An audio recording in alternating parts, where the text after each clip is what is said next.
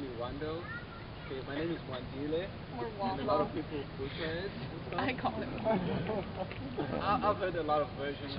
Some guy called me Winky D. A lot of stuff. Some guy called me Bob, but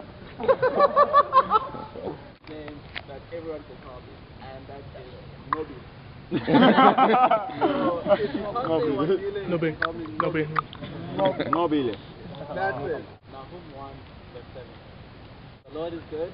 The Lord is good. A stronghold in the day of trouble. A stronghold in the day of trouble. He knows those who trust in Him. And He knows those who trust in Him.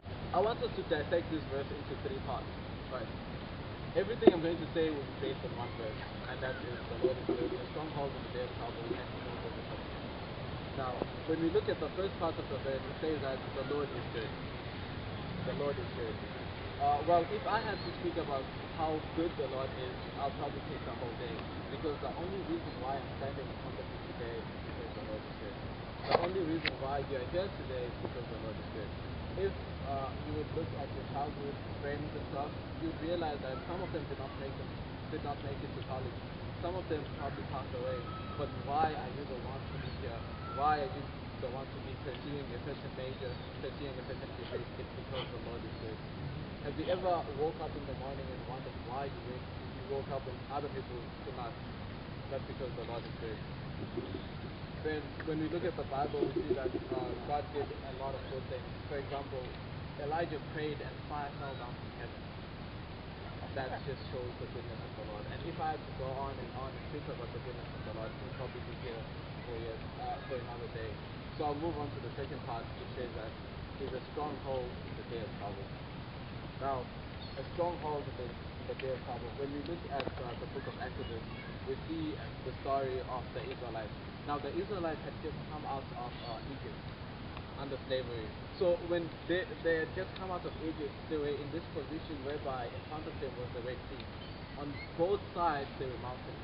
And as they looked back, Pharaoh and their chariots were coming. So I can imagine the frustration which came upon them, and people were coming up to Moses. I can imagine an old man coming up to Moses saying, "Hey Moses, were there no graves in Egypt that you brought us here to come die in the desert?"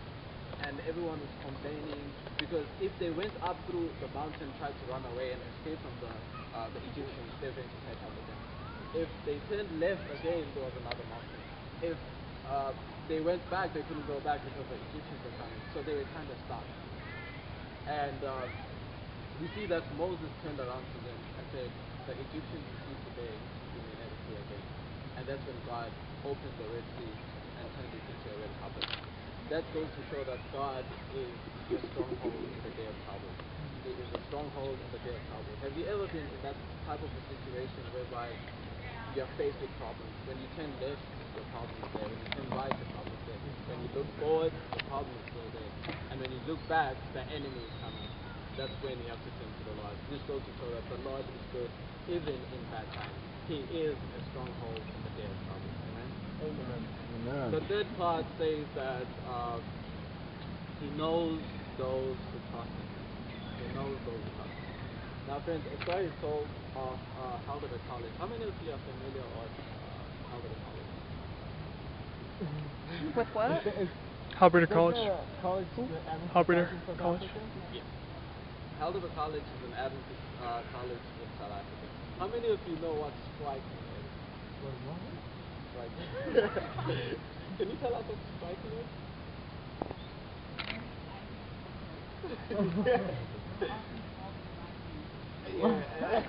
What? Yeah. So what was going to happen is that in this Adventist institution, students were going to strike. Why do people strike? People strike when there's a problem, like if they want fees to go down or something like that. So they strike, they dance, they scream, they walk around, they do whatever. So there was going to be a strike in this Adventist college. So you know how seminarians are, you know how theology students are. They wanted to wake up in the morning and get away from them because they didn't want to be part of this strike. So they woke up in the morning, they left.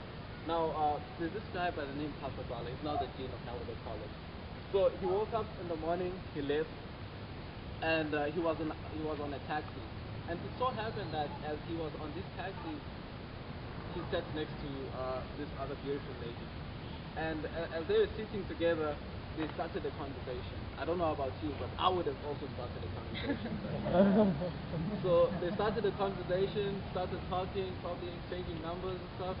So as they were talking, the taxi started going, right?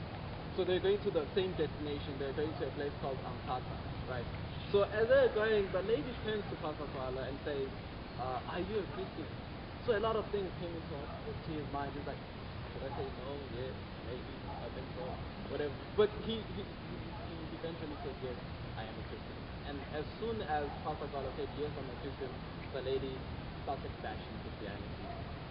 She started talking bad things about Christianity. Hey, I was a Christian, my mother was a Christian, Christianity didn't help us in any way, my mother's so poor, she's a Christian, she still prays, there's no such a thing as Christianity, there's no such a thing as God. She started bashing God, she started bashing Christianity. And I don't know about you, but when I'm in that situation, that's when you just keep quiet and you just feel sad. You just don't know how to explain to that person. So there was silence in the taxi. As they went on, so Pastor Kuala started thinking, how am I going to respond to this? Finally, God gave him a clue. So he turned to the lady and said, okay, we are going to Amtata, right? And I'm going to go to your mother, and I'm going to ask your mother to give me bus fare to go back to Calvary College. Remember, they don't know each other. So the lady turned to Pastor Kuala and said, are you crazy? I just met you, you don't know my mother. How is my mother going to give you bus fare to go back to Calvary College? And then Pastor Kuala turned to the lady and said, that's exactly the point. How do you expect God to bless you when you do not know Him? How do you expect God blessings when you do not know Him? Because your mother does not know me, she will not give me passport to go back to Calvary College. So, friend, God knows those who trust Him. Some of you claim to know God, but you actually do not know God. Some of you are always praying for blessings, you are always asking for blessings from God, but the big question is, do you know God? This reminds me of the story when the disciples were walking with Jesus. And as they were walking with Jesus, they came to this solitary place, and Jesus turns to them and says, hey guys, behind closed doors, what do people call me? Who do people say I am? It's one thing, Jacob is my friend, and as we are sitting here, if someone asks Jacob, what do you think of Wandile? He'll probably say, hey, Wandile is a cool guy. But as soon as I go, he'll probably say something else. That's a horrible guy, he's a bad dude, he's nasty, whatever. But what I'm saying is that, so Jesus wanted a perspective of what people think about him, right, when he's not there.